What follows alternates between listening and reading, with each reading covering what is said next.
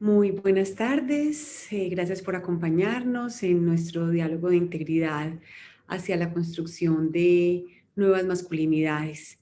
Este es un diálogo que es la continuación de una serie de conversaciones que iniciamos en octubre del 2018 cuando lanzamos el proyecto Respeto en EAFIT.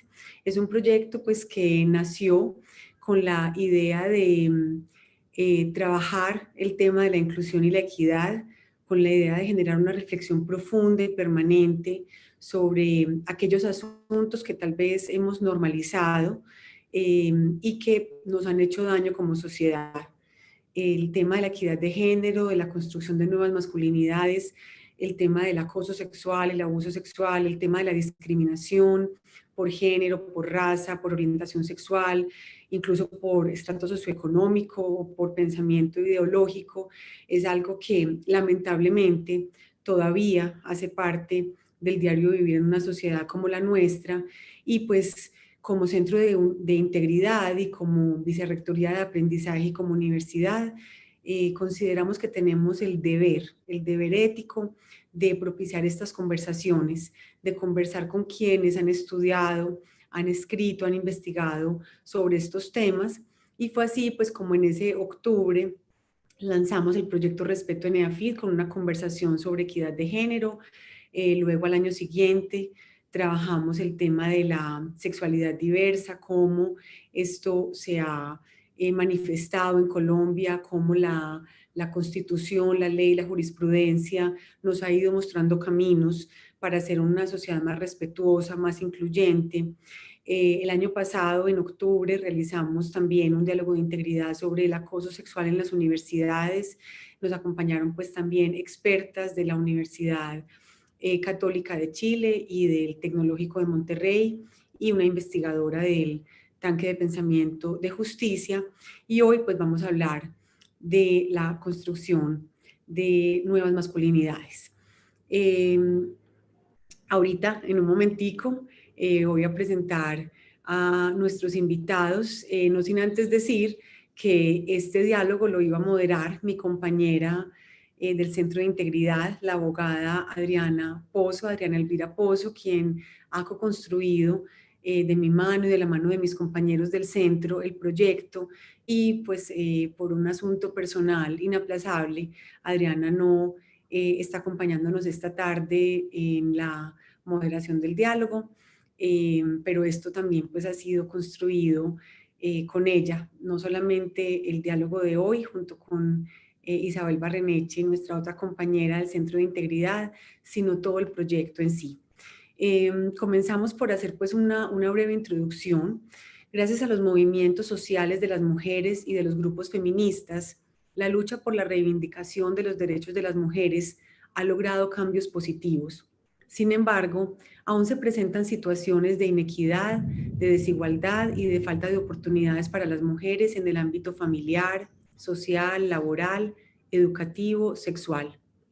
Por eso, es importante generar espacios como este que nos invitan a repensar desde el rol que cada persona ocupa en la sociedad, de qué manera contribuir para que las relaciones entre los seres humanos se den en un contexto de respeto, de igualdad y de solidaridad. Para ello, creemos importante revisar los prejuicios y los estereotipos que se han construido para definir culturalmente lo que se espera de los hombres y de las mujeres, y particularmente de qué manera cada quien podría aportar para que nuestras conductas sociales se aparten de lo que se ha conocido como machismo y se promueva lo que hoy conocemos como la construcción de masculinidades corresponsables y no violentas. Este precisamente el tema que abordaremos el día de hoy. Antes de entrar en materia, creemos de todas maneras que es pertinente revisar algunas cifras que ratifican la necesidad de comenzar a generar conciencia sobre la incidencia que tienen en nuestro entorno y en cada persona la manera de relacionarnos, dado que en algunos casos ello podría contribuir a que pervivan situaciones de desigualdad e inequidad.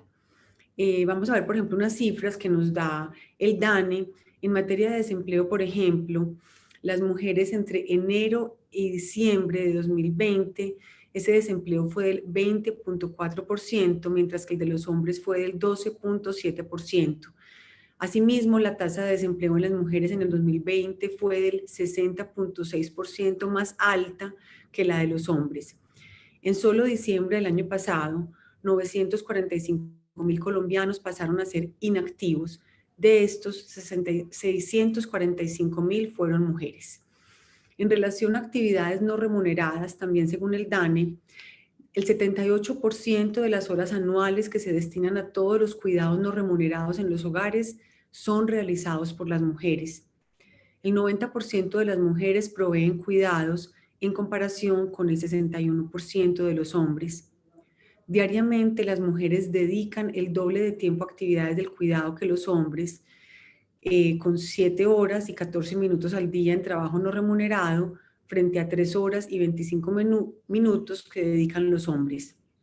En Colombia, las mujeres cuidadoras tienen 27% menos ingresos en comparación con hombres cuidadores, y el 22% de las mujeres cuidadoras cuentan con seguridad social en comparación con el 40% de los hombres cuidadores. Vemos pues cómo estas cifras y otras que no veremos en el día de hoy por razones pues de tiempo y porque nos estamos concentrando en este tema, pero si fuéramos a hablar pues de violencia sexual, de abuso sexual, de acoso sexual, pues tendríamos cifras también escalofriantes frente a las desigualdades que estamos llamados a superar. Para conversar sobre esta construcción de nuevas masculinidades, hoy nos acompañan dos invitados muy especiales, Juan Pablo Bedoya Molina y Andrés Olaya Mesa. Juan Pablo Bedoya Molina es historiador y magíster en Historia de la Universidad Nacional de Colombia. Es profesor del Departamento de Trabajo Social de la Universidad de Antioquia. Grupo de investigación en intervención social de la misma universidad. Es también activista de los movimientos de disidencias sexuales y de género. Se ha dedicado al desarrollo de procesos de investigación e intervención en estudios de género, de disidencias sexogenéricas, masculinidades, memoria, conflicto armado y teorías críticas contemporáneas. Juan Pablo es ganador del Premio Nacional de Ciencias Sociales y Humanas Alejandro Ángel Escobar por la investigación del Centro Nacional de Memoria Histórica, Aniquilar la diferencia, lesbianas, gays, bisexuales y transgeneristas en el marco del conflicto armado colombiano. Es también autor del libro Desenfrenada lujuria, una historia de la sodomía a finales del periodo colonial, y actualmente coordina la investigación Necropolíticas de la heteronormatividad, género, guerra y orden social en Medellín, 1980-2000. Por su parte, Andrés Olaya Mesa es politólogo de la Universidad de Antioquia y magíster en Gobierno y Políticas Públicas de la Universidad de AFIT. Sus intereses de investigación incluyen la administración y la gestión pública, la teoría de la construcción del Estado, la economía política, centrada en la política social, y el análisis de las políticas públicas. Actualmente, Andrés es profesor en la Universidad de AFIT y la Universidad del Norte. Sus publicaciones más recientes incluyen Social Policy in Colombia, A Case of Expanding Policy Targeting in the Context of a Truncated Welfare State, en la revista Policy Analysis in Colombia de Bristol University en 2020, y es coautor del libro Análisis para las Políticas Públicas, la búsqueda de la igualdad de género en Medellín, una investigación del 2018. Bueno, bienvenidos, qué alegría y qué honor estar con ustedes en la tarde de hoy. Voy a empezar entonces con la pregunta: ¿a qué nos referimos cuando hablamos de nuevas masculinidades y por qué nuevas? Comencemos contigo, Juan Pablo. Bueno, buenas tardes a todos y todas las que nos acompañan el día de hoy. Antes de responder, quiero agradecer mucho al equipo de Centro de Integridad por generar este espacio y a la posibilidad de la conversa con Carlos Andrés. Digamos que cuando nos acercamos a esta noción de nuevas masculinidades, me gustaría como decir la respuesta en dos pasos. Lo primero es que en el sentido más amplio, esta categoría de cierta forma busca referirse a los movimientos de hombres o a una serie de perspectivas sobre la masculinidad y los varones que se han venido desarrollando en las últimas décadas y que abogan por la transformación de las desigualdades históricas que se han construido entre hombres y mujeres. De tal manera, digamos, estos movimientos, estas perspectivas han generado una mirada crítica en torno a esos imaginarios sociales, esas representaciones, esos estereotipos y esas relaciones de poder materiales a partir en las que se construyen nuestras nociones de masculinidad y feminidad. Sin embargo, me gustaría señalar algo sobre la categoría de nuevas masculinidades, y es que en lo personal, digamos, me distancio un poquito de esa categoría de nuevas masculinidades, porque de cierta forma puede hacernos pensar que que digamos siempre ha habido como una única masculinidad y que solamente en las últimas décadas hemos abogado por pensar unas nuevas. Yo creo que es importante reconocer que a lo largo de la historia han existido distintas expresiones de la masculinidad, dentro de las cuales algunas de ellas se han constituido como hegemónicas, como dominantes, y otras, digamos, han ocupado lugares subalternos. Y en ese sentido, digamos, siempre han existido distintas formas de masculinidad, aunque, digamos, lo que puede tener algo de sentido esta noción de nuevas es justo este movimiento de las últimas décadas por poner el tema en la agenda pública y desarrollar acciones en torno a ella, muy, digamos, como efecto o muy influenciado por el papel que han tenido los movimientos de mujeres, las perspectivas feministas y de disidencias sexuales y de género, digamos, en la generación de una crítica en torno a esas formas en que nuestra sociedad construye esas relaciones de género y esas formas de inequidad entre hombres y mujeres. Muchas gracias, Juan Pablo. Carlos Andrés. Pues nada, Natalia, muchas gracias a vos. También un gusto estar aquí con Pablo, con todo el Centro de Integridad, compartiendo pues este espacio. Yo también, digamos, quiero como empezar respondiendo de una manera muy concreta. Realmente parte de esta, digamos, de la agenda de investigación alrededor de las masculinidades, que Pablo tiene pues toda la razón, no es algo nuevo, pero tuvo un boom como en los 90, en los 80 y en los 90. Digamos, hay unas categorías muy estándar que me gustaría compartir. Y es, digamos, las diferentes formas de la masculinidad o que puede tomar la masculinidad han estado como teorizadas alrededor de tres grandes ideas o tres grandes categorías. La idea de las masculinidades hegemónicas, que yo creo que es la que la mayoría hemos escuchado. La idea de las masculinidades cómplices, que a lo largo de esta conversación voy a profundizar bastante en la idea de las masculinidades cómplices, las masculinidades subordinadas y las masculinidades marginalizadas. Básicamente las primeras, las hegemónicas, son las tradicionales, las convencionales, y son hegemónicas, y yo creo que es importante como hacer la aclaración, no porque estén, digamos, atravesadas por la fuerza y la violencia necesariamente, sino por esa concepción gramsciana de lo hegemónico, y es que se presentan como las normales o las naturales, como la forma normal de ser hombre, y por eso es que es hegemónica. Las masculinidades cómplices son aquellas que disfrutan de los privilegios materiales y simbólicos de las hegemónicas sin necesariamente entrar en prácticas autoritarias o dominantes, pero como el nombre lo indica, cómplices.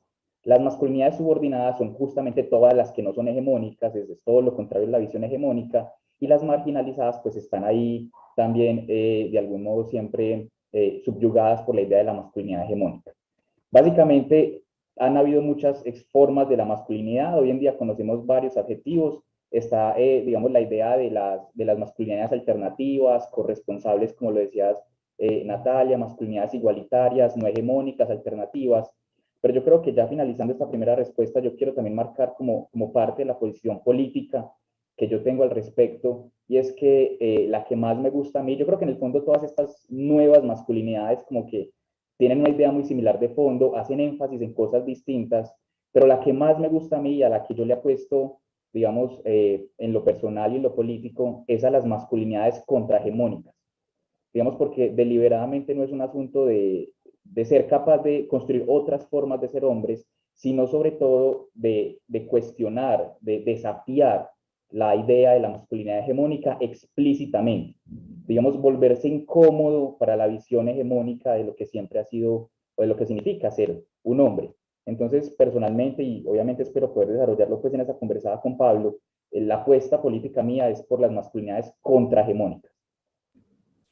Sí, yo creo que, como lo señalas, pues en una sociedad pluralista, como es la posmoderna en el siglo XXI, pues claramente no debería y no podría y no hay una sola manera de ser hombre o de ser mujer. O sea, habría tal vez tantas maneras como seres humanos hay sobre la Tierra y todos podríamos constituir una manera específica y especial de ser hombre o de ser mujer, por razones muy distintas, pues por rasgos de personalidad, por preferencias, por crianza, por cultura, por atuendo, por estética, es decir, podría ser una lista tan infinita que habría tantas maneras posibles comparto plenamente tu concepto que cuestionar esa hegemonía pues ya sería un buen principio. Hablemos entonces, Juan Pablo y Carlos, de cómo se construye eso de las masculinidades y las feminidades, eso quién lo determina, cómo se determina, en qué momento eso empezó a ser tan claro para la sociedad y por qué de alguna manera, como que de una manera casi que automática, eh, empezamos a seguir unos roles y unas maneras a partir de unas construcciones culturales. Hablemos sobre eso, Juan Pablo. Ok, sí, yo creo que es una pregunta clave y muy importante y me gustaría para responderla empezar como por un principio, por una crítica que introduce la crítica feminista y es la separación, digamos, hoy también bastante cuestionada, digamos, de una forma tan simple, pero en la necesidad de distinguir el cuerpo sexuado de las construcciones sociales y culturales que construimos sobre él. Es decir, nosotros tenemos la vaga idea, que es, digamos, la idea común, de que esas diferencias que socialmente podemos ver entre hombres y mujeres tienen como raíz el cuerpo biológico, es decir, que la diferencia sexual biológico explicaría esas diferencias que socialmente podemos ver y que se pueden ver materializadas en los aspectos que justamente planteabas en la introducción a partir de estas cifras. Sin embargo, justamente lo que va a desarrollar toda esta perspectiva y por eso, digamos, la importancia de las teorías y las perspectivas feministas en esto de las masculinidades, es reconocer que esas diferencias sociales, esas desigualdades que se ven en las brechas salariales, en las formas en que se comportan las violencias de género, tienen como raíz las construcciones sociales y culturales que elaboramos. Y ahí, digamos, entonces nos podemos preguntar cómo eso ha ocurrido. Y digamos que hay múltiples procesos que ahí están, digamos, teniendo un papel. Lo primero es reconocer que si eso se construye culturalmente, se construye en el haz de relaciones sociales de las personas, en las políticas que se desarrollan, en las producciones culturales donde se construyen determinados sentidos sobre las cosas, en los mensajes cotidianos a partir de los cuales formamos una visión de lo que es ser hombre y mujer en la infancia de las personas. Es decir, hay una serie de mecanismos donde opera la televisión, las estructuras políticas, las formas en que se organizan las relaciones económicas, los valores o las disposiciones o las culturas emocionales que constituimos y que, digamos, en las que decimos los hombres deben sentir de esta forma y las mujeres de esta. Es decir, es reconocer que hay un montón de elementos que además ocurren incluso desde antes del nacimiento. Y por eso, digamos que si socialmente podemos ver cómo todas esas estructuras van construyendo esos significados, que habrá que decir, como muy bien lo elabora tu pregunta, no solo son sobre la masculinidad, sino también la feminidad y una visión dicotómica y binaria de la relación entre una y otra, sino también ese papel que tiene ese proceso de crianza, de socialización del sujeto, en el cual esas visiones, esas diferencias de género terminan subjetivándose o constituyendo la subjetividad propia de las personas al punto tal que lo incorporamos y se nos olvida que fue un guión que aprendemos y terminamos asumiendo que ya era algo natural que traía inscrito en nuestro cuerpo. Y yo creo que ese es el quid, digamos, uno de los temas centrales de reconocer esta discusión, es entender que estas formas de masculinidad, digamos, que nos elaboran a partir de las cuales elaboramos esta crítica, han sido construidas históricamente, han sido construidas culturalmente, y por eso es posible entonces imaginar nuevos caminos para resignificar eso que hemos nombrado como masculinidad hasta ahora. Muchas gracias, Juan Pablo. ¿Qué piensas tú, Carlos Andrés? Sí, no, yo creo que, o sea, es que es muy fuerte, cuando uno lo piensa en realidad es muy fuerte, porque son micropolíticas cotidianas del género. Es decir, cuando uno habla de espacios de la socialización donde se aprenden las reglas de género, son muy profundos, es el colegio, la universidad, pero sobre todo, me gustaría hablar de uno en particular, es la familia. O sea, la familia es el escenario de socialización por excelencia, donde se reproducen las prácticas de género, digamos, donde se crea la idea del género, y es muy profundo porque estamos hablando de que en la familia, o sea, digamos, cuando uno ve la crianza de un niño y una niña, cuando el papá y la mamá le dicen, no haga eso, que eso es de niños, o no haga eso, que eso es de niñas, le está estableciendo unas reglas de género desde el principio. Y eso es fuerte porque te está condicionando las formas en las que hablas, en las que mueves las manos, por ejemplo, en las que te expresas, en las que existes en el mundo. Digamos, hay una frase que me parece muy potente y es que no hay violencia de género, el género es violencia. Digamos, porque en cierto modo es un montón de reglas que te atan desde el principio y que tienes que reproducir a través, insisto, de estas micropolíticas del género en la cotidianidad que uno tiene que reproducir en todas partes. ¿No? Entonces, desde que me levanto, me tengo que vestir como hombre, hablar como hombre, interactuar como hombre, para reafirmar mi género todo el tiempo. Yo creo que finalmente es como se construye la feminidad y la masculinidad. Pablo decía un punto muy bacano y es la idea del binarismo, como la constitución binarista de las sociedades que nos establece como una forma de pensar, a mi modo de ver, muy básica entre o lo uno o lo otro. Y que en el caso del género, digamos, es muy fuerte porque uno lo piensa en varios aspectos de la vida. Y es, por ejemplo, desde el más básico, digamos, utilizar falda o pantalón. Evidentemente que es un ejemplo que pone Bourdieu, digamos, en la dominación masculina, y es que la falda permite movimientos mucho más limitados que el pantalón. Entonces, desde el uso de la falda y el uso del pantalón por parte de niños y niñas hay una diferencia explícita, la idea de la masculinidad vinculada a lo intelectual y a lo racional, y la idea de lo femenino vinculada sobre todo, digamos, a lo emocional y lo irracional. Cuando uno establece, por ejemplo, las diferencias de estatus en términos de los trabajos, la figura del gerente y la figura de la secretaria, la figura del médico y la figura de la enfermera, la figura del cura y la figura de la monja. O sea, en todo este binarismo hay diferencias de estatus, diferencias de salario, diferencias de poder. Y eso se marca finalmente en todo lo que los hombres y las mujeres podemos ser y hacer en la vida. Por eso es que esa frase es fuerte, digamos, yo algunas veces estoy de acuerdo, a veces no, pero creo que en algún sentido no es solo violencia de género, es que las reglas de género en sí mismas son violentas, porque te establecen una forma de ser y hacer en el mundo. Claro, y porque digamos, hasta hace relativamente muy poco, pues se consideraba que el espíritu, digamos, femenino es el espíritu capaz de cuidar y el espíritu, y digamos, la fuerza masculina, claro, habría que preguntarse a qué se le llama fuerza, es la capaz, es la que es capaz de proveer. Y obviamente, pues la realidad en tantos sentidos y en tantas sociedades, pues ha demostrado que resulta ser muy potente cuando un hombre combina su masculinidad con su feminidad y sus emociones con su parte racional, y efectivamente cuando la mujer se conecta además de sus emociones y de su capacidad de cuidar y de dar, pues con su enorme capacidad de generar proyectos y de desarrollar una vida plena con lo que es importante para ella. Entonces, pues yo creo que eh, con esperanza, por lo menos cuando observo, por ejemplo, los padres de estas generaciones más jóvenes, en cómo se relacionan con sus hijos y cómo van empezando a desarrollar esa paternidad como con mucho más placer y mucha más entrega, creo que hay como unas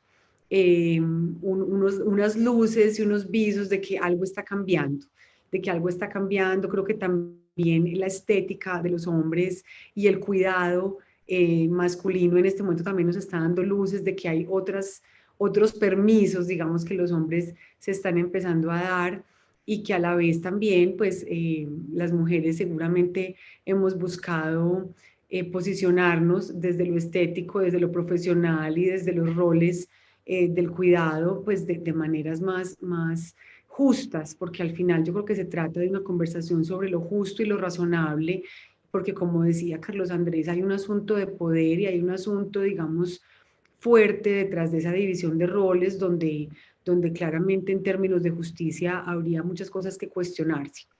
En ese orden de ideas quiero preguntarles cómo consideran que se relacionan los conceptos de género y de masculinidades con la deconstrucción del machismo. Juan Pablo. Bueno, digamos, es una pregunta compleja, digamos, porque se vincula a distintos modos. A mí me gustaría empezar como proponiendo una distinción entre machismo y patriarcado, en que la pregunta, digamos, empieza por machismo. Entiendo el machismo como una actitud, una posición, si se quiere, ideológica, que también se puede hacer política, en la cual se afirma la supremacía de los varones por encima de las mujeres, digamos, en distintos aspectos de la vida.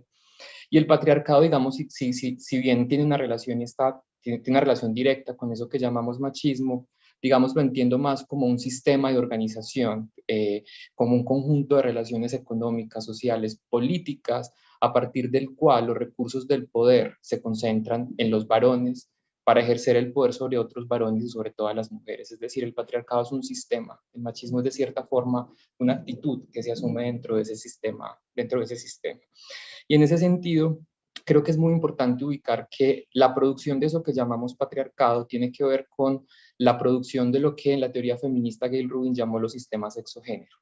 Es decir, las formas particulares en que una determinada sociedad, en un determinado espacio temporal y geográfico, construye esa feminidad, esa masculinidad, construye unas determinadas relaciones entre varones y mujeres.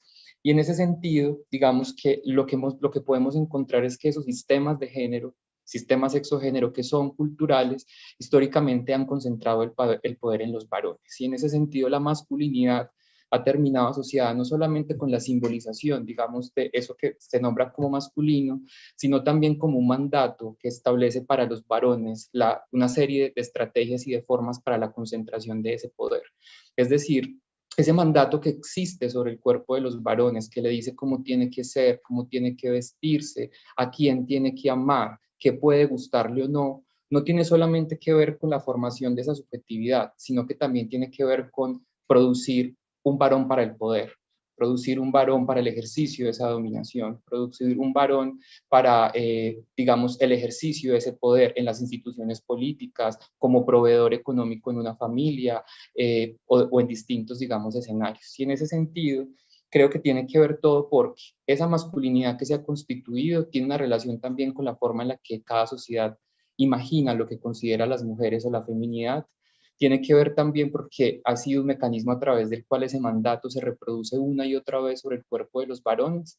Y tiene entonces todo que ver porque la posibilidad de transformar ese sistema desigual pasa entonces por la necesidad de reubicar el lugar de las masculinidades, por volver, digamos, a producir otras formas de imaginar modelos para la construcción de las subjetividades y las identidades masculinas, pero sobre todo pensándolo sistémicamente para cómo poder construir eso, digamos, ese anhelado horizonte de la equidad de género. Es decir, no es posible transformar esas violencias y esas brechas de desigualdad si no se generan transformaciones radicales en la forma en la que nuestra sociedad comprende la masculinidad y en la forma en la que ese mandato de masculinidad se expresa en la vida de los varones, pero no solamente de los varones, como ya lo ha puesto también al principio Natalia, sino también de las mujeres. Muy interesante, me parece fascinante la manera como lo acabas de explicar, porque creo que es muy claro y me parece muy, muy importante también hacer esa distinción entre patriarcado y machismo, para que vamos justamente pues estos diálogos y aquí hago un inciso pequeño, tienen la pretensión de formarnos no solamente a nosotros como integrantes de la comunidad de Afitense, pero a todos aquellos que se unan a estas conversaciones y en ese sentido también es un diálogo, no solamente con ustedes dos, que yo tengo hoy el privilegio de moderar, sino también con aquellos que están conectados, por eso pueden escribir sus preguntas por el chat y vamos a elegir al final algunas. Trataremos de contestarlas todas, pero si no podemos, por lo menos algunas, porque la idea también es aprovechar el conocimiento y toda esta experiencia, digamos, investigativa que tienen Juan Pablo y Carlos Andrés en un tema que es absolutamente vigente, no solamente frente al ODS número 5 de la igualdad de género, sino en general. Yo creo que frente a una sociedad más ética, más incluyente, una sociedad en donde realmente ojalá algún día no tengamos que hablar de desigualdad, de abuso, de acoso, que pensaría uno que frente al desarrollo moral de la humanidad digamos, un pendiente inaplazable, porque finalmente si hablamos de dignidad, pues tendríamos que hablar de los mismos derechos para hombres y mujeres y en general para todos. Y ahora, Carlos Andrés, te doy la palabra con esta pregunta. Sí, yo quería decir, digamos, una cosa importante en relación con el sistema patriarcal, y es que es una dominación, digamos, no solamente sobre las mujeres, sino sobre lo femenino. digamos, lo femenino en general. Y eso, digamos, es importante verlo, porque tengo como dos ejemplos que son como que le ayudan a uno a dimensionar eso. Lo primero es, digamos, la plumofobia, por ejemplo, dentro de las masculinidades homosexuales. Digamos que hay formas de plumofobia y es como, sea gay, pero no se comporte como mujer. ¿Por qué no? Hasta ahí sí no, ¿cierto? Entonces siempre es por debajear lo femenino. Y desde el lado contrario, es las mujeres en espacios de poder empiezan a masculinizarse. Digamos, también está súper estudiado cómo cuando una mujer llega a ser presidenta de alguna corporación, a un espacio grande en una universidad, importante jerárquicamente, empieza a comportarse como un hombre, porque de algún modo es como respéteme, ¿no? Como si el respeto estuviera asociado a las formas de lo masculino y no a las formas de lo femenino. Entonces, digamos como que en el corazón del sistema patriarcal, todo lo que se por debajea es realmente lo femenino en general, como la idea de lo femenino siempre de una forma más amplia. Por otro lado, digamos ya con esta pregunta concreta, yo quería de algún modo como aterrizarlo un poco, hacerlo un poco más aterrizado y hablar, si se quiere, como de, si yo quiero transformar estas prácticas machistas, primero tengo que identificarlo. Entonces me gustaría como dar una especie de ABC de cómo identificar el machismo. Más que eso, incluso me atrevo a decir un ABC de cómo identificar al macho, cómo identificar esa masculinidad hegemónica que a veces es difícil incluso identificar en espacios cercanos a uno. Yo tengo, digamos, como 4 ideas que para mí es como una forma muy intuitiva de cómo he logrado identificar esas masculinidades hegemónicas. Primero, es cualquier hombre que asuma que la codicia y la avaricia no son peligrosas, ¿no? Como que se trague completamente esta narrativa capitalista de que el egoísmo es funcional y que todos debemos ser egoístas para poder avanzar en la vida. A mí eso en sí mismo como que ya me parece peligroso. Como este man que quiere ser el gerente del mundo. No, yo voy a ser el gerente del mundo, llegar a lo más arriba de mi organización, tragármelos a todos. A mí eso me parece sumamente peligroso. Lo segundo, digamos, en este ABC de la identificación del macho es, a mí me parecen muy peligrosos los hombres heterosexuales que no son capaces de tener amigas, ¿no? Y que siempre ven a las mujeres como un posible ligue, como el ligue posible. A mí se me parece sumamente peligroso, ¿no? Y que posa muchas veces como de novio o de esposo ejemplar, pero por el WhatsApp le está echando los perros a todas las amigas. Eso me parece sumamente peligroso. Lo tercero es, digamos, como estos hombres que muchas veces se sienten cómodos con mujeres que son muy complacientes, mujeres que no los desafían, que nunca les dicen no, que no son capaces de decirle, ella está ahí. A mí eso también me parece sumamente peligroso. Y por último, estos hombres que yo creo que de algún modo todos conocemos, que todo el tiempo están caricaturizando y ridiculizando el feminismo. Entonces, que publican caricaturas sobre una feminista enojada, porque siempre son enojadas, resentidas. A mí eso me parece sumamente peligroso.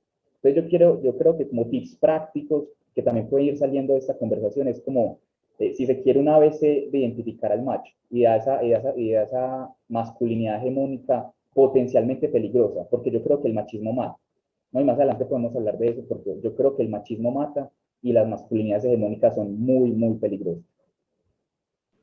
Creo que es una ABC, Carlos Andrés, muy útil, porque claro, en estos temas a veces es fácil, digamos, o se tiende a quedarse en las ideas, digamos, más académicas y técnicas de los términos, pero ayuda un montón este tipo de ejercicios. De hecho, mientras te escuchaba me acordé de un libro que nos recomendó una estudiante de Derecho muy valiosa, Valentina Arango, de la periodista mexicana Lida Cacho, Numerar Ellos Hablan, y es un libro fascinante porque ella entrevista a varios hombres, digamos, de diferentes provenencias en México, que han sido, digamos, abusadores en el sentido de que han sido agresores de sus parejas y en el contexto de su familia, y a la vez ellos cuentan cómo ellos fueron también víctimas de crianzas similares, o sea, cómo ellos fueron, digamos,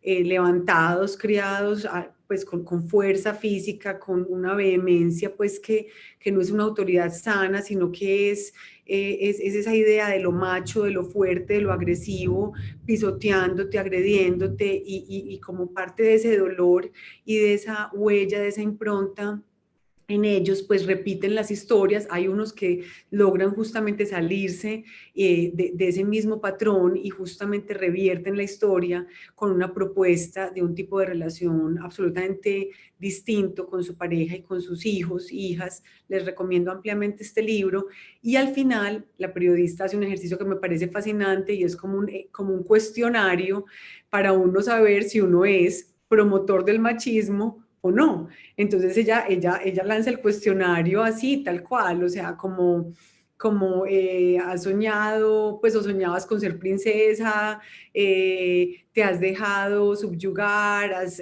por ejemplo, tenido relaciones sexuales con tu pareja sin que realmente lo desees un poco, pues a la fuerza, o sea, como que aborda desde las cosas más sutiles hasta las cosas más profundas y al final, pues dependiendo de cuántas respuestas tengas en uno o en otro sentido, ella te da el diagnóstico de qué tanto realmente estás asumiendo una posición crítica y una posición, digamos, sana frente a una construcción donde pues cada uno asuma su identidad de género y asuma lo que quiere ser siempre en el marco del respeto y siempre en el marco de entender, como decíamos al principio de la conversación, que pueden haber miles, decenas, millones de formas de ser hombre o mujer y que yo además me atrevería a decir que en la vida y en diferentes momentos uno es mujer y uno es hombre de diferentes modos, porque uno puede resignificar su feminidad o su masculinidad, depende de los momentos que va viviendo y de las experiencias que va teniendo. No es lo mismo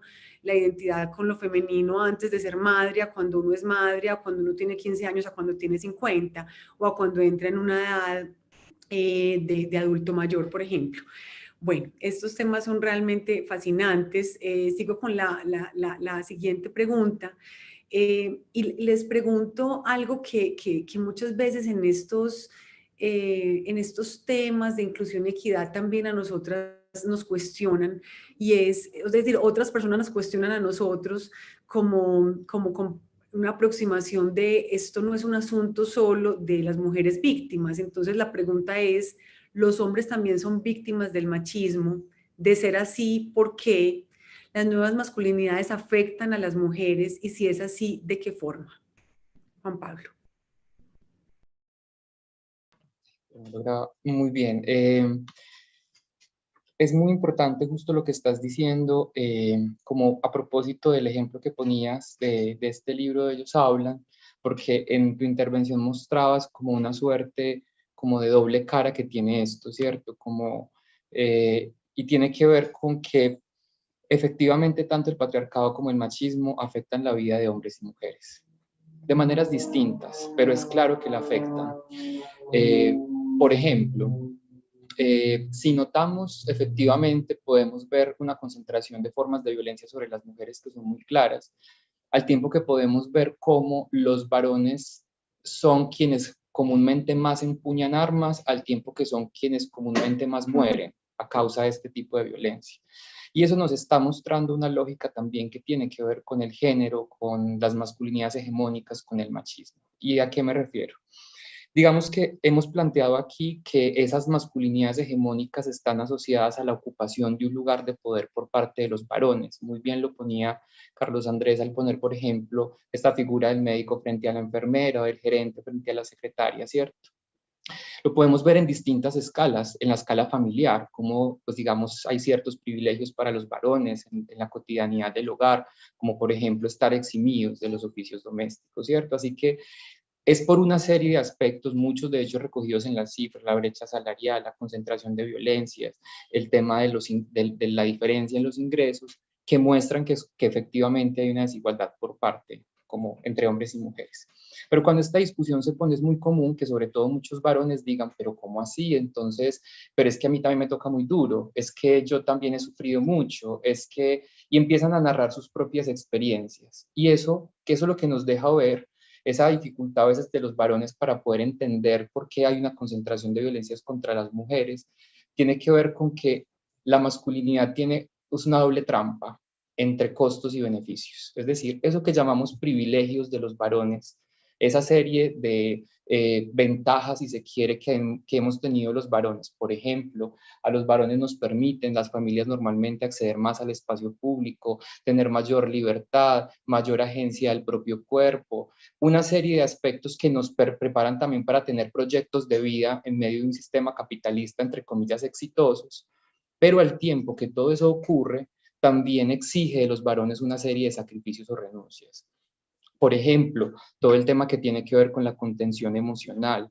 Por ejemplo, el rol de proveeduría económica. A mí se me parece una cosa muy importante. En algunos ejercicios desarrollados en la universidad con varones, los varones decían, preguntábamos, ¿usted dónde ubicaría el género? Y los varones, muchos varones decían que el género lo sentían en la espalda, porque asociaban su masculinidad a cargar cosas, a la idea de tener que proveer a otros, a esa presión familiar desde que son muy jóvenes, porque tiene que salir a hacer plata rápido, y digamos como en medio de esa presión, por ejemplo, muchos jóvenes de la ciudad entonces se han visto vinculados a las economías ilegales, al narcotráfico, a las economías de la guerra en la ciudad para poder cumplir con ese mandato de éxito que la sociedad establece sobre nosotros. Es decir, lo que quiero señalar es que efectivamente esto hay que mirarlo desde muchas caras, porque digamos que en las trayectorias vitales de los varones también están esas huellas, esos sacrificios, esas expresiones de desigualdad. Hay una cosa más que me gustaría complementar ahí. La primera idea es esto del costo-beneficio de la masculinidad, de cómo el privilegio está asociado también a una serie de costos y renuncias. Pero la segunda también es que, digamos que un poco lo decías al final de tu intervención, Natalia, tenemos también que comprender que hay muchas expresiones de la masculinidad también porque eso está profundamente ligado a otros asuntos, como la orientación sexual, como las posiciones territoriales de las personas de donde vienen. No será igual las masculinidades del Urabá que las del Bajo Cauca o las de Medellín, o hay unas relaciones también entre las formas en que se construye la masculinidad y las identidades etnicorraciales o la pertenencia a pueblos ancestrales. Es decir, tenemos también que deslocalizar y ubicar dónde están esos focos en la que opera esa masculinidad en relación con otras categorías como el género, como la orientación sexual, como la clase social. Y en ese sentido, entonces, empezar a comprender que este asunto, si bien se experimenta por hombres y mujeres de forma distinta, es un sistema que nos cobija a todos y todas y por lo tanto su transformación nos vincula de cierta forma a todos y todas. Muchas gracias, Juan Pablo. Carlos, Andrés. Sí, digamos yo aquí tenía la verdad preparada como un listadito de 8 puntos muy concretos, muchos de los cuales pues Pablo ya mencionó, entonces simplemente voy a dar como un repaso rápido. Básicamente sí, las presiones sobre lo económico son lo primero, la idea de ser el hombre exitoso, de acumular capital, básicamente tener puestos altos y salarios altos, es finalmente, como le dice Pablo, un mandato de éxito. Las presiones sobre lo sexual, estar dispuesto todo el tiempo, ser sumamente viril, durar 3 horas en la cama, satisfacer el deseo sexual de todo el mundo. Las presiones sobre lo económico y las presiones sobre lo sexual son constantes. Digamos, la constante actitud competitiva de la masculinidad hegemónica evita poder conocer de una manera empática a otros seres humanos. Yo creo que la competitividad y la empatía muchas veces no van de la mano. Entonces, esa actitud completamente competitiva evita que uno tenga el placer, sí, el placer de conocer a otra persona. Uno obviamente sufre desventajas dentro del sistema de conscripción militar. Es decir, el hecho de ir a la guerra por el simple hecho de ser hombre, eso es evidentemente un sesgo de género. La predisposición de todo el sistema de justicia criminal para juzgar a los hombres, las cárceles están llenas de hombres. Es decir, cuando un fiscal imputa, finalmente lo que hace es prejuzgar con base en el género, que obviamente nos afecta más a los hombres. En términos, por ejemplo, de derecho de familia, todo este movimiento alrededor de los padres divorciados que tienen las de perder en las disputas por la custodia por los niños, es también otro asunto, digamos, de sesgo de género. Todo lo que tiene que ver con la adopción de prácticas temerarias, por ejemplo. En términos de la masculinidad hegemónica, somos los que más sufrimos accidentes de tránsito, por ejemplo, porque tenemos una actitud bastante temeraria y asumimos riesgos innecesarios. Tenemos menor esperanza de vida, por ejemplo, que las mujeres. Eso también es un hecho. La esperanza de vida promedio de los hombres es más bajita. Y una que me parece sumamente importante, y esta sí la quiero conectar con algo que yo creo que sí está como en el corazón de la masculinidad hegemónica, y es que nos suicidamos más. Los hombres nos suicidamos más que las mujeres. Y yo creo que eso está profundamente relacionado con la salud mental y la masculinidad hegemónica. Yo creo que nunca nos preguntamos ¿cómo estás? ¿Cómo estás emocionalmente, afectivamente? Y para decirlo explícitamente, los hombres también tenemos necesidades emocionales, también tenemos necesidades afectivas y que muchas veces no tramitamos. Literalmente muchas veces no tramitamos, porque vamos menos a los psicólogos, por ejemplo. De hecho, ya son más psicólogas, porque la psicología es una carrera que se feminizó y paradójicamente cuando una carrera se feminiza, bajan los salarios. Eso también es súper duro. O sea, entender que cuando una carrera es de mujeres, como el trabajo social, la enfermería, la psicología, la arquitectura, le pasó lo mismo, los salarios bajan. Las carreras de las mujeres tienen salarios en promedio mucho más bajos que las carreras de los hombres. Pero volviendo al tema, yo creo que la masculinidad convencional o hegemónica nos castra emocionalmente. Termina siendo como una forma de castración emocional que nos evita vivir y tramitar todo lo que emocionalmente necesitamos. Y yo creo que eso sí es uno de los problemas más graves finalmente que existe dentro de la masculinidad hegemónica. Claro, sobre todo porque como dices Carlos Andrés y como han señalado los dos, es decir, más allá de hombres o mujeres, somos antes de esos seres humanos y claramente todos tenemos necesidades emocionales, tenemos angustias, tenemos preguntas, tenemos la necesidad de ser reconocidos, la necesidad de ser amados, la necesidad de poder expresar la manera en que sentimos, entonces es también una castración emocional muy fuerte, tener que asumir un rol de todo control, todo dureza, todo, digamos, todo está bien aparentemente, o todo, digamos, revestido de una fuerza que cuando no es real, pues como lo enseña la psicología, se somatiza y por eso no es de extrañar que los suicidios sean más altos en los hombres.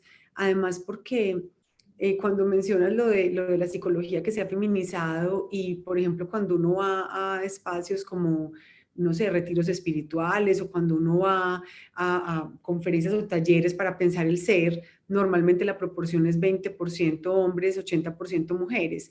Y uno se hace la pregunta, pues si todos tenemos seguramente un deseo de mirarnos por dentro, de ir desarrollando capacidades de introspección que nos permitan, no sé, reconocer prácticas de una vida plena, por ejemplo, o reconocer qué actitudes en un momento determinado o qué asuntos no hemos tramitado, pues porque dejar que eso no se haga y digamos impedirlo con un revestimiento de fortaleza que claramente es irreal para el momento y que finalmente se paga un precio muy alto, mejor dicho, se paga un precio muy alto y son como esas tiranías del sistema, esas tiranías culturales que finalmente nos hacen daño a todos, porque pues como sociedad claramente yo creo que todos ganamos con hombres más sensibles, más conectados con sus emociones, con su sentir, con su capacidad de amar y de cuidar, y con mujeres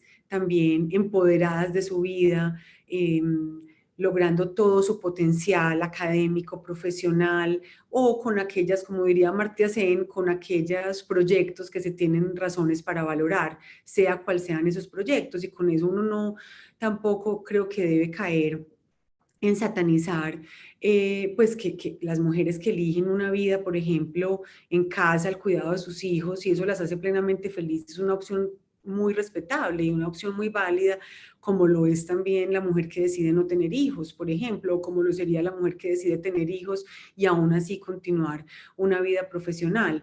La pregunta es, como citabas Carlos Andrés, uno por qué tendría que tener un salario inferior al de un hombre si uno tiene las mismas capacidades intelectuales y académicas y de desempeño. O sea, eso es un absurdo absoluto y total en el siglo XXI. O sea, eso no tiene razón de ser. Es como si nos dijeran a nosotras, no nos podemos poner blue jeans, o como si les dijéramos a los hombres, ustedes no pueden cargar a su bebé y cambiarles el pañal. O sea, son cosas que realmente como que resultan totalmente absurdas y totalmente, o sea, así como en un momento la humanidad dijo es absurdo que haya esclavitud, o cuando la humanidad dijo es absurdo que las mujeres no puedan votar, pues en este momento es absurdo.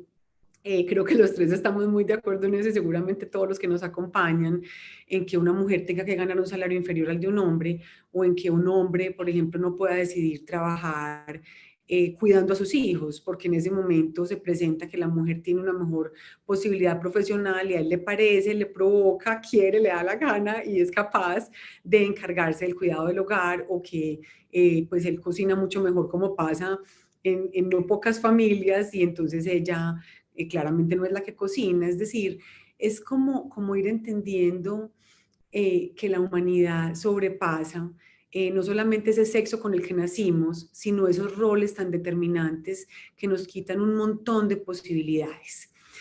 Bueno, la siguiente pregunta: ¿cuáles son los retos para las nuevas masculinidades? ¿Cómo podrían los hombres aportar y sumarse para la construcción de la interacción entre hombres y mujeres realmente en un plano de igualdad, que se traduzcan justamente en una transformación de las relaciones de poder? Juan Pablo. Bueno, la pregunta difícil siempre también, cómo poder materializar en medio de nuestra sociedad estos asuntos. Yo quisiera arrancar señalando, empezando incluso por un lugar crítico de las masculinidades, y es que no todo lo que tiene una etiqueta de nuevas masculinidades o de masculinidades en sí mismo tendrá un carácter transformador para la vida de las mujeres y no necesariamente para los varones. Digamos que uno de los aspectos que hoy podemos ver es que si bien existen movimientos que intentan transformar, intentan posicionar otras visiones para la masculinidad, en la que hay una mayor libertad para vestirse de ciertas formas, para habitar lugares donde los varones comúnmente no han estado, como puede ser en las labores de paternaje, digamos que aún digamos, la transformación está lejos, digamos, o sea, han habido cambios importantes, han habido avances, pero considero que en los asuntos estructurales, y nos lo mostró mucho la profundización de las brechas de género en el contexto de la pandemia, pues siguen totalmente vigentes. Incluso a veces me preocupa algo, y es que siento que al tiempo que los varones podemos hacer ciertas cosas más, como ponernos este arete con más tranquilidad, digamos que el asunto de fondo no necesariamente se está transformando. Por ejemplo, la economía, cómo funciona la economía global, el lugar que ocupan las mujeres racializadas en la base, digamos, de los sistemas de producción global, la pervivencia y la profundización de estas violencias nos siguen mostrando que hay algunos cambios, pero que hay que tener mucha alerta en que, digamos, también los discursos de nuevas masculinidades no terminen simplemente encubriendo unas transformaciones de forma que no han generado unos cambios profundos como en las estructuras sociales, realmente desde unas posturas más desde lo que justamente Carlos Andrés nombraba como masculinidades contrahegemónicas, que son, digamos, totalmente conscientes de ese lugar y el desarrollo de acciones, que muchas veces para el caso de los varones esas acciones también puede significar hacerse a un lado. Y en ese sentido me gustaría como señalar varios niveles que me parece que de alguna forma aportan a esa respuesta. Y es que hay un plano en principio que es muy personal, que tiene que ver con cómo los varones nos vinculamos a acciones, a espacios, a perspectivas en las que podamos construir otras formas de ser. Por ejemplo, los varones y el paternaje, los varones y el cuidado de sí, por ejemplo, es decir, los varones solemos ser educados para que otros nos cuiden, pero tenemos muchas veces poca conciencia en el desarrollo de prácticas de cuidado propia. Y digamos que se asocia mucho, por ejemplo, a lo que ahorita Carlos Andrés señalaba con los indicadores de suicidio, también, por ejemplo, con los indicadores de concentración de alcoholismo o de consumo de sustancias psicoactivas por parte de varones. Es decir, hay una serie de transformaciones que pasan mucho por lugares personales, por cómo nos relacionamos con otras personas y con nosotros mismos, digamos, a partir de ese ejercicio también que ahorita se proponía de ubicar dónde están esos elementos que se nos dificultan, por ejemplo, la capacidad de expresar emociones, la capacidad de expresar afecto, la dificultad que tenemos muchas veces los varones para cuidar en un sentido muy amplio, no solamente en las labores del trabajo reproductivo, sino también en el cuidado de otros y otras, en el cuidado emocional, etc. Creo que hay otra dimensión, digamos, si superamos esta personal, y es que yo siento que hay una cosa, bueno, el tiempo es poco, pero hay un dispositivo muy importante en cómo opera la masculinidad hegemónica y el mandato de masculinidad, y es esto que ahorita también aparecía a partir de la noción de la masculinidad cómplice. Es decir, la masculinidad funciona engallada, es decir, muchas veces podemos notar que la actitud de varones en contextos donde están solos con mujeres pueden ser muchísimo más tranquilas que cuando están con otros varones, donde, digamos, el dispositivo de control sobre el otro se activa. Y en ese sentido yo creo que hay una responsabilidad de los varones por empezar a desarticular como esa camaradería entre los varones. Y eso se puede ver en muchas cosas, por ejemplo, en no participar o cuestionar explícitamente o generar una distancia cuando estos combos de varones, por ejemplo, se burlan del hombre afeminado o cuando acosan colectivamente a las mujeres de distintas formas en un chat o en la calle. Entonces, digamos, hay que romper también esa complicidad del mandato de los varones y el patriarcado. Y creo que si seguimos esta visión de pasar de lo personal a algo más, creo que hay otras dimensiones y tiene que ver ya con la conciencia explícita en participar de procesos que permitan la transformación de estas relaciones desiguales, como puede serlo, por ejemplo, en el escenario actual de transición política del país. Hay una reflexión muy importante sobre el lugar de los varones, la violencia y la construcción de paz, cómo poder desarticular esta pervivencia de la guerra si no justamente desarticulamos ese mandato de masculinidad que todo el tiempo forma varones para la guerra, o la necesidad de incorporar acciones en torno a la masculinidad en los distintos escenarios y niveles, en los derechos laborales, porque también podemos ver cómo el mandato de masculinidad precariza la vida de algunos varones también, o en el tema de derechos sexuales y reproductivos. Y un último en el que me gustaría señalar dos cosas más, ahorita también creo que lo mencionaba Carlos Andrés, es, digamos, escuchar. Muchas veces lo que tenemos que hacer los varones es escuchar, escuchar a los movimientos de mujeres, escuchar a los movimientos feministas, a los movimientos de disidencias y aprender de ellos, porque hay una experiencia que a nosotros también se nos ha negado y que no estamos dispuestos a escuchar.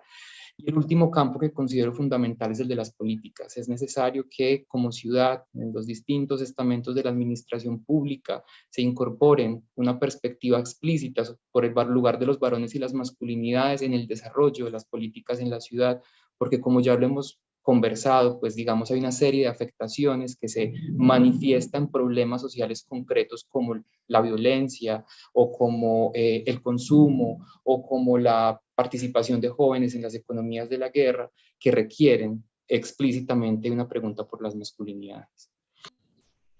Muchas gracias, Juan Pablo. Carlos Andrés. Pues nada, yo digamos también como a riesgo de, como de repetir un poco lo que Natalia y Pablo han dicho, pues yo me atrevería como a señalar unas cositas muy puntuales. Y es primero y explícitamente desafiando y cuestionando las masculinidades hegemónicas y las masculinidades cómplices. Para hacerlo concreto, en el escenario de los cercanos. Yo recuerdo mucho que un profesor mío me decía mucho, sea capaz de cuestionar a los cercanos, porque muchas veces decimos, no, ser capaz como de decirle al macho alfa, oiga, no sea así, pero no somos capaces de decirlo a nuestro tío, a nuestro papá, a nuestro abuelo, y es como cuestionemos a los cercanos, tengamos como esa actitud finalmente desde la posición de privilegio del solo hecho de ser hombre. Les cuento una anécdota, a mí me fue relativamente mal cuestionando a los lejanos, pero no me arrepiento. Imagínense que una vez estaba en un taxi rápido, eran las 12 de la noche y el señor se pasó, el taxista se pasó un semáforo y me miró y en medio, en un tono de risa, me dijo, es que los semáforos, es que las mujeres son como los semáforos, después de las 12 nadie los respeta. Yo me quedé como, jue madre, ¿eso qué fue? O sea, yo le dije, señor, eso que usted acaba de decir es la justificación de una violación. ¿Usted no cree? Pues ese señor se puso agresivo, incómodo, la situación fue hostil, fue horrible, pero él esperaba, como eso que decía Pablo, una camaradería que no iba a encontrar, que finalmente no iba a encontrar. Entonces yo creo que quienes nos estén escuchando es sumamente importante cuestionar y desafiar las masculinidades cómplices y hegemónicas. Entender los nos, yo creo que algo muy básico es que los hombres aprendamos a entender un no. Finalmente es algo demasiado sencillo, pero te están diciendo no. Dejar de estar todo el tiempo echándole los perros a las mujeres en el caso de las masculinidades heterosexuales. Dejar atrás ese verbo conquistar, me parece sumamente peligroso el verbo conquistar. Uno no conquista a nadie, ¿cierto? Como conquistar una tierra. Uno enamora a las personas, pero no conquista a nadie. Creo que hay que dejar ese verbo conquistar. Dejar la condescendencia con las mujeres. Creo que la actitud condescendiente y es como una especie como de falsa empatía. Yo la verdad interpreto la caballerosidad como una falsa empatía, ¿no? Como entonces te abro la puerta del carro, te corro la silla del restaurante, pero te maltrato en la casa. Pero eso no tiene como ninguna razón de ser. Yo creo que básicamente es escuchar, ser empático, ser más sensible. Y cuando digo sensible no es el lagrimeo. uno no debe interpretar como sensibilidad con lagrimeo, no, es finalmente ser capaz de ponerse en los zapatos de otro. Yo creo que lo importante es abrazar más y como hombres resignificar la corporalidad, porque es sumamente castrante el hecho de tener amigos y no poderlos abrazar o manifestar cariño a riesgo de ser considerado homosexual, porque obviamente las masculinidades hegemónicas todo el tiempo están tratando de identificar qué otros hombres subordinar. Porque lo interesante, digamos, de esta idea de categorizar las formas de la masculinidad es que también hay otros hombres que están subyugados en la idea de la masculinidad hegemónica, y no solamente las mujeres. Entonces, las masculinidades subordinadas, insisto, les ha dado súper duro. O sea, también es la visión de yo no puedo abrazar a mis amigos porque me confunden con un homosexual. Eso creo que hay que resignificar la corporalidad. Uno que me parece súper importante, ser consciente de las propias falencias de uno, no fingir seguridad. Como uno como hombre ser consciente de sus falencias y no estar fingiendo todo el tiempo seguridad o que se las sabe todas, ser autocrítico, ser abierto. Y yo creo que cuando uno como que logra eso, honestamente se descarga un montón, pues y empieza a vivir como de una forma mucho más tranquila, y a mí eso la verdad que me parece muy, muy potente. Y una última que probablemente pues podamos como conectar con las siguientes preguntas es la idea de, digamos, del cuidado. En el ámbito del económico, por favor, a todos quienes nos estén escuchando, no es que usted ayuda en la casa, no, los hombres no ayudamos en la casa. Los hombres asumimos nuestra responsabilidad en la casa y con lo doméstico. No es ayudar a las mujeres, por eso sí hay que, fue madre, decirlo taxativamente. No es ayudar, es asumir su responsabilidad, porque todo el mundo tiene que cocinar para poder comer, tiene que sacar la basura, es decir, eso es un asunto existencial de hombres y de mujeres. Entonces yo creo que asumir la responsabilidad de lo doméstico y que no es una ayuda es también otra de las formas en las que podríamos realmente empezar a cambiar un poco las prácticas. Obviamente las estructuras están ahí, tenemos que hacer acciones desde la acción colectiva, no desde la acción individual, sino desde la acción colectiva, pero creo que como acciones individuales son unas cuantas como que podría dar en este momento. Gracias, Carlos Andrés. Tanto por decir, me sonreía cuando decías lo de ayudar, porque pues a mí esa expresión me indigna. Mi esposo es muy colaborador, él me ayuda con los niños. No, es que no es que me ayude, es que somos una familia, somos digamos, un núcleo familiar donde, claro, las mujeres por claramente nuestro diseño biológico somos las que llevamos a los hijos en el vientre, pero los hijos son de la pareja, pues en los casos en los que tenemos, digamos, hombre o papá y mamá viviendo juntos con los hijos y las hijas, y ahí desde ese lenguaje se va marcando la manera en cómo nos relacionamos con nuestros roles frente a lo masculino y lo femenino. También en ese orden de ideas yo creo que esa frase de él me ayuda, o él me colabora, pues se puede cuestionar tanto como la frase, o como la frase no, como la disposición ante la vida de esperar o de querer o de considerar qué es el deber ser, que yo busco una pareja que me resuelva el asunto económico y que, digamos, sea el proveedor, porque cuando eso es un acuerdo de familia y es un acuerdo de familia, digamos, que no conlleva a un asunto de poder y a un asunto de dominación, pues claramente está muy bien. Pero cuando ese yo busco a otro que me resuelva mi existencia desde lo económico, pero estoy ahí negociando mi dignidad o estoy negociando mi posibilidad de desarrollarme plenamente, aunque no sea desde un punto de vista profesional, porque así se ha elegido entre todos democráticamente como familia, pues ya habría un problema.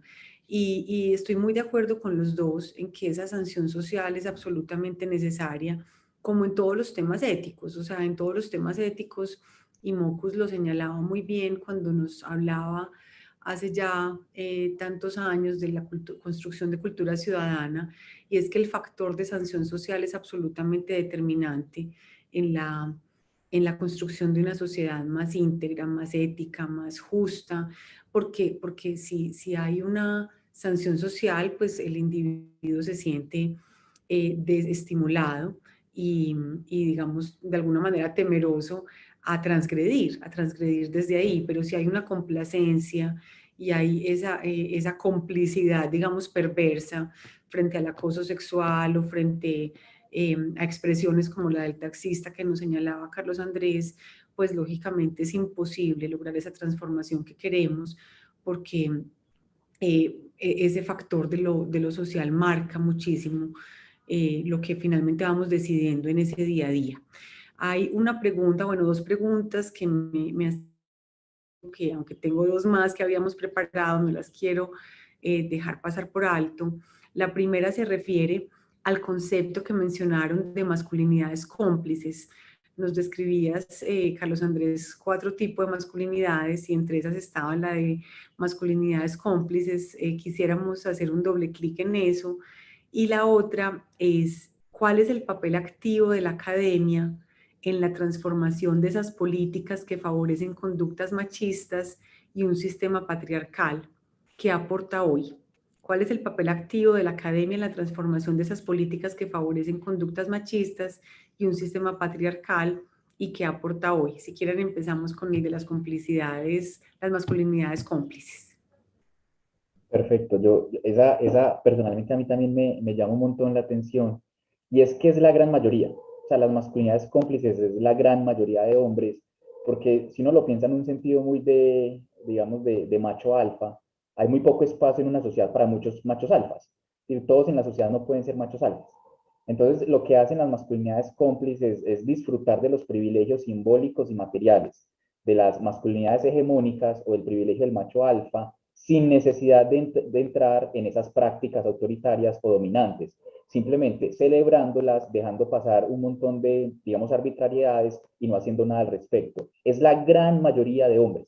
Digamos, dentro de esa categoría donde se puede ubicar la gran mayoría de hombres, y es bien particular porque aprende a disfrutar del sentido de la hegemonía a través de la fantasía.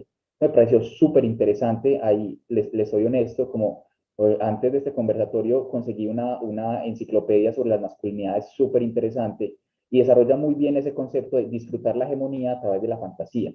Digamos, la masculinidad cómplice es ese hombre que se imagina siendo el jefe, se imagina siendo el duro, finalmente no lo es y probablemente nunca lo sea en su vida, pero con el simple hecho de imaginarlo lo disfruta y no está dispuesto nunca a desafiarlo, porque de esa manera, digamos, se siente parte, siente que hace parte, digamos, de los privilegios que en realidad pues se tiene desde la complicidad. Gracias, Carlos Andrés. Juan Pablo, ¿qué piensas tú del tema de lo educativo, del cuál es el rol de la educación en esta transformación? Bueno, digamos, me parece, digamos, voy a volver un poquito a la pregunta como la categoría academia, ¿cierto? Y ya voy a decir por qué quiero volver a ella. Y es que pienso que los espacios académicos concentran un número de acciones de muy distinto tipo, que tienen que ver con lo educativo, pero que muchas veces también lo exceden. Es decir, yo creo que pensar los espacios educativos, las universidades y la academia en el siglo XXI implica superar, digamos, esa visión decimonónica del intelectual abstraído del mundo. Y en ese sentido siento que la academia resignificada desde esta visión, pues significa muchas cosas. Por ejemplo, si pienso en los fines misionales de la universidad son la extensión, la investigación, la docencia y la administración. Y en todos esos campos hay posibilidades. Entonces, creo que la academia en primer lugar es un espacio. Como espacialidad me parece que tiene un papel fundamental porque genera formas de sociabilidad, formas de encuentro, incluso unos valores comunes en el mundo universitario que favorecen el desarrollo de ciertas discusiones. Y creo que por eso las universidades han tenido un papel en las transformaciones sociales y políticas de las sociedades, como podemos verlo, pues digamos, desde el mayo francés o los 60s y 70s globales hasta muchas otras expresiones.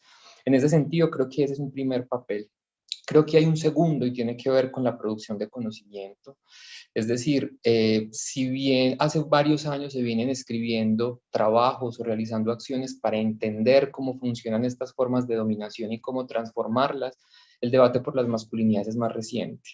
Y en ese sentido, pues la academia tiene la capacidad de aportar nuevos elementos para comprender esas formas particulares en que el patriarcado funciona, para poder entender qué es lo que hay que rehacer. Por ejemplo, entender cómo funciona esa complicidad, entender cómo ciertas visiones de la masculinidad se vuelven dominantes frente a otras, entender mejor cuáles son esas formas de masculinidad que quedan al margen, entender, por ejemplo, cómo se han transformado y cómo son susceptibles de transformación.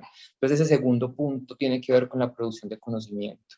Creo que hay otra capacidad que tiene la academia en esas múltiples funciones, pues, o acciones que desarrolla, y tiene que ver con que ahorita decíamos, es muy difícil poder transformar estas desigualdades si los varones siguen creciendo sin tener otros referentes posibles. Es decir, ese hecho del proceso de crianza y de formación en el cual estamos expuestos a distintas imágenes en la televisión, en la película, en la literatura, donde normalmente se está reafirmando siempre ese varón, o la masculinidad hegemónica o la masculinidad cómplice.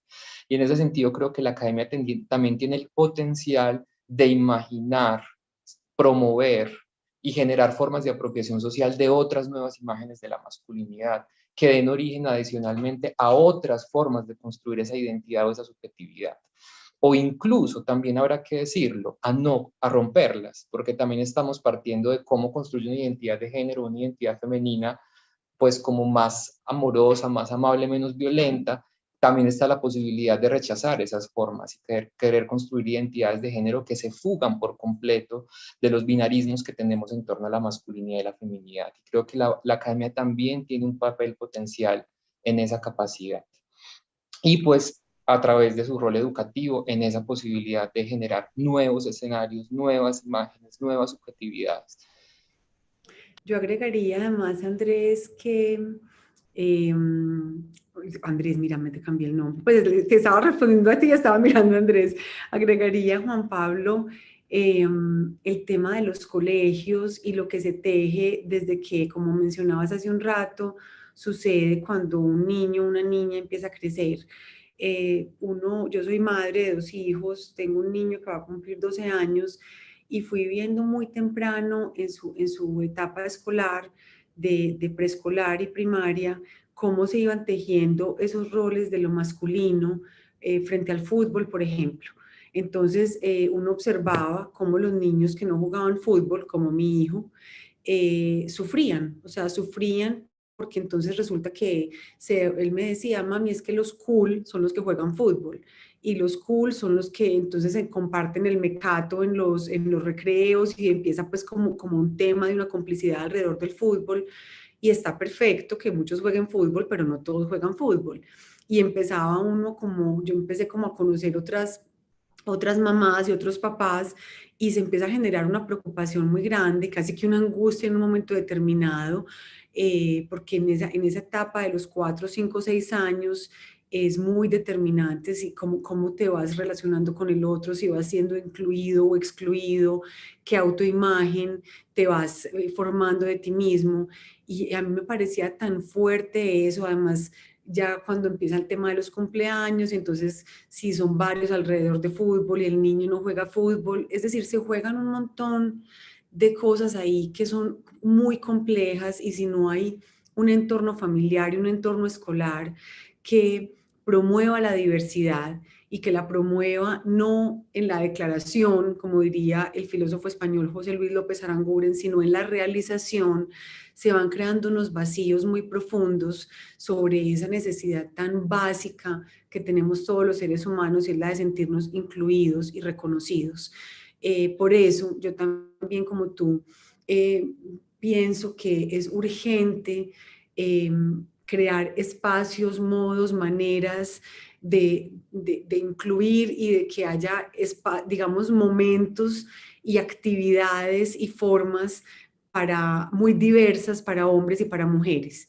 O sea, para las mujeres que no tienen esas afinidades tan tradicionalmente reconocidas como las femeninas, como las niñas, como mi hija que tampoco ama jugar con muñecas y en cambio disfruta mucho jugar tenis, por ejemplo, y para los niños que disfrutan, por ejemplo, haciendo avistamiento de aves o disfrutan tocando un instrumento y no necesariamente jugando fútbol, sin con ello querer decir que se sataniza o se juzga a quienes sí se identifican con esos roles o esas miradas o esas actividades reconocidas culturalmente con lo femenino o con lo masculino.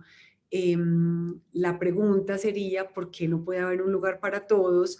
O la premisa o el ideal, digamos, qué bueno construir una sociedad donde haya lugar y espacio para todos. Y con esa pregunta finalizo, quiero finalizar el diálogo y es, finalmente, ¿cómo influiría esa nueva manera de asumir lo masculino en el desarrollo de sociedades más justas, incluyentes y desarrolladas?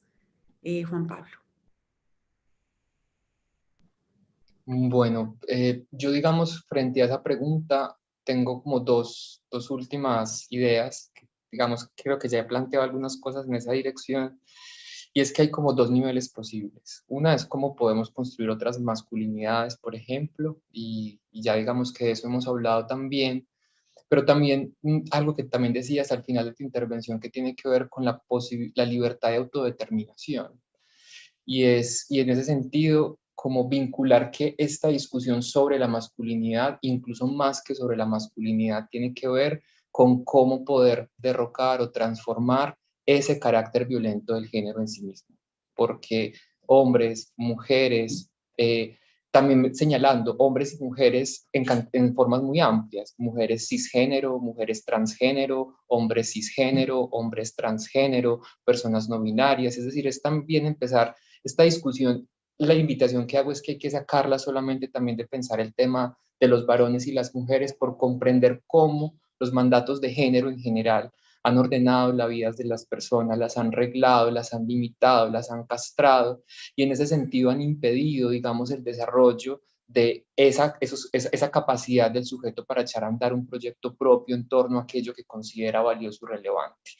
Es decir, en medio de estos desarrollos ha quedado muchas experiencias de vida cortadas, a veces por la muerte, a veces por la represión. Ha habido sufrimiento, ha habido dolor, ha habido imposibilidad. Y en ese sentido, entonces, creo que esta discusión tiene que ver con el carácter violento del género, el carácter limitado del binarismo que hemos instituido y la necesidad de construir caminos libertarios para hombres, para mujeres o para cualquier identidad de género desde donde se asuma. Creo que esa es la capacidad de esto. Por eso habla de la justicia social, por eso tiene que ver con la transformación de un orden más amplio que, insisto, va más allá de los varones y que tiene que, o de las mujeres y que tiene que ver con ese conjunto de ser seres humanos, y que incluso, para cerrar, sin ser realmente un tema en el que pues maneje, pero que incluso nos cuestiona sobre la forma en la que consideramos la vida, no solamente de la vida humana, sino incluso de los ecosistemas en general. Por ejemplo, la forma en la que hemos construido la relación con las otras especies vivas, por ejemplo. Es decir, esta crítica es un camino para preguntarnos de una manera más amplia por la forma en que hemos constituido unas formas de desigualdad sobre lo que concebimos la vida en nuestra sociedad. Muchas gracias, Carlos Andrés.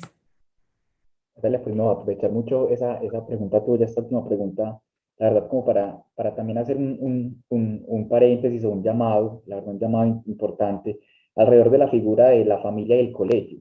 Yo creo que las familias y los colegios pueden servir, digamos, para derribar las barreras de clase y cambiar los estereotipos de género, pero también pueden servir para reproducirlos.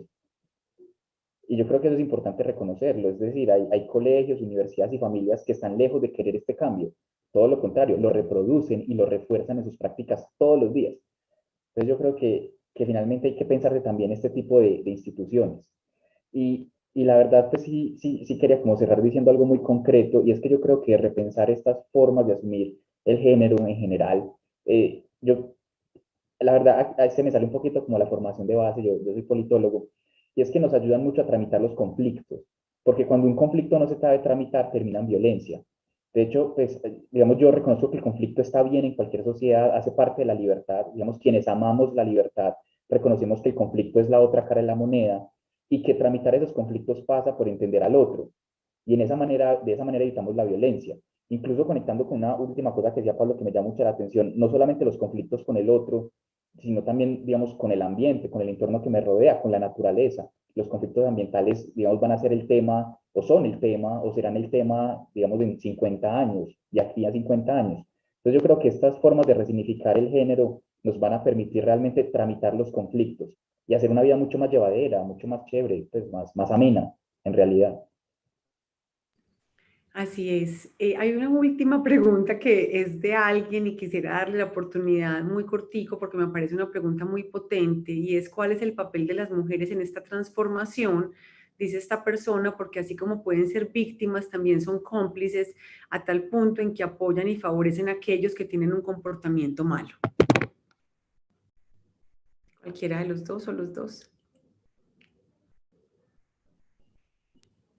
Bueno, no, diría dos cosas, y es que si bien es cierto que las mujeres, entendiendo esto de una forma sistémica, también han tenido una responsabilidad histórica en la producción y reproducción de estas desigualdades, yo creo que la respuesta a esa pregunta no la puedo dar yo, pues como varón cisgénero. Es decir, cuando me preguntan por el lugar de las mujeres en esto, yo lo que podría responder es, pues quisieras, no soy yo quien tiene que responder la pregunta. Creo que las mujeres han hecho en la lucha feminista y en los desarrollos que tanto nos han enseñado y que han posibilitado esto, porque yo creo que el que muchos varones nos hayamos preguntado por esto ha tenido que ver de alguna u otra forma con esa producción histórica de las mujeres. En mi caso me llegó porque era un niño afeminado y maricón y pues recibí mucha violencia en torno a eso, ¿cierto?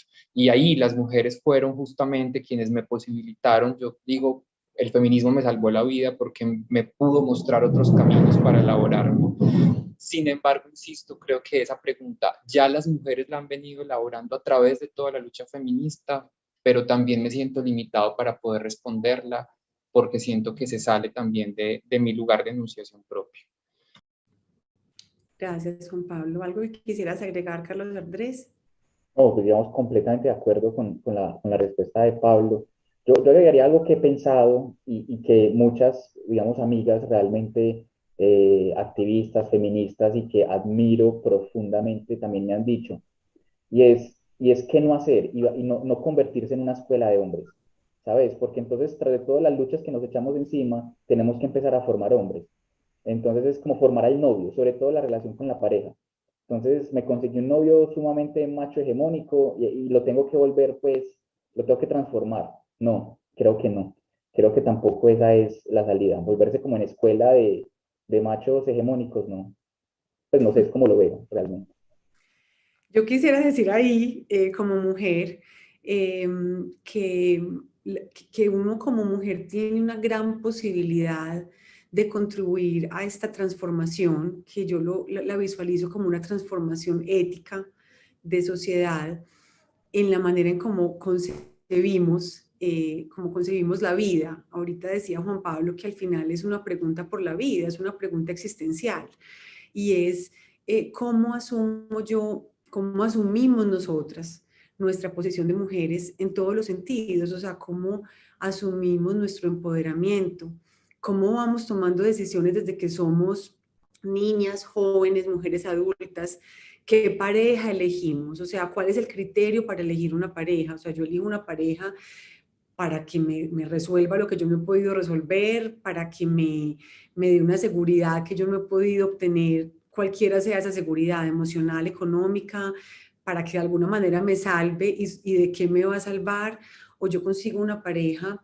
por ejemplo, bajo el entendido de que nos complementamos, bajo el entendido del respeto, yo cómo me concibo en mi vida profesional, cómo digamos, cómo armamos caminos de complicidad, por ejemplo, con amistades sinceras, con amistades profundas, con amistades cómplices, desde lo femenino, que cree en la otra, que cree en el potencial de la otra, que cree en que con una base de humanidad y con una base de sinceridad tenemos todo para conseguir esas vidas plenas que tenemos el derecho a desarrollar y tenemos el derecho a desarrollar con base en las decisiones que vamos tomando. Y yo creo que cuando uno va siendo, digamos, más consciente los criterios de por qué va tomando decisiones en lo emocional, en lo económico, en lo profesional, eso va marcando una vida, eso va marcando una vida y va marcando una vida no solo la de uno, pero la de las personas que los rodean y si uno decide tener hijos, pues esos hijos van a ver también los roles de muchas mujeres que son un ejemplo de empoderamiento, que son un ejemplo digamos, de cuidado, pero ya no de cuidar solo al otro, sino de cuidarse a sí mismas y de la voz para transformar, para generar proyectos, para amar, para liderar. Es decir, yo creo que no se trata, digamos, de renunciar a esas cualidades propias que tenemos como hombres y mujeres, sino a potencializar con base en el respeto, en la armonía, en el amor y en lo razonable y lo justo, cada uno desde lo que es, con esa multiplicidad de la que hemos estado hablando en toda la conversación, de todas las maneras como podemos ser hombres y como podemos ser mujeres, y yo finalmente diría, sin traicionarnos a nosotras mismas y sin traicionar nuestra condición de humanidad, ni nosotras como mujeres, ni nuestra condición de humanidad, todos y todas, con la identidad y el sistema, y digamos lo que somos, en eso más profundo que nos habita. Yo me siento muy contenta, muy agradecida con Juan Pablo y con Carlos Andrés. De verdad que ha sido una conversación para mí muy fecunda. He aprendido un montón con ustedes. Qué alegría conocerlos, encontrar dos hombres tan jóvenes, además, con visiones tan profundas y tan críticas sobre esa construcción de masculinidades, de unas masculinidades más que nos hacen más libres, más incluyentes, que yo creo que nos desmontan y nos sacan de una prisión que seguramente nos ha hecho daño a todos como sociedad por décadas y décadas, y que yo creo que vamos encontrando unas luces con académicos y con profesores y con hombres como ustedes que nos van mostrando ese camino, y creo que más diálogos como este y más conversaciones como esta y más también ponerle digamos, el pare a esas complicidades que no nos dejan avanzar, nos van llevando hacia un lugar de mayor esperanza. Muchas gracias, Juan Pablo, muchas gracias, Carlos Andrés, muchas gracias a todos y todas los que nos han acompañado en esta casi hora y media de conversación. Este diálogo queda grabado en la página de la universidad, en la página del Centro de Integridad, para que si lo han encontrado fecundo, como lo encontré yo, lo puedan compartir con quienes crean que también lo pueden disfrutar. A ustedes dos y a mis compañeros del Centro Multimedial, a Isabel y a Adriana, mis compañeras del Centro de Integridad, y a todos los que han estado con nosotros esta noche, pues un feliz resto de noche y gracias de verdad porque fue una conversación muy, muy generadora de esperanza, segura que para todos y todas.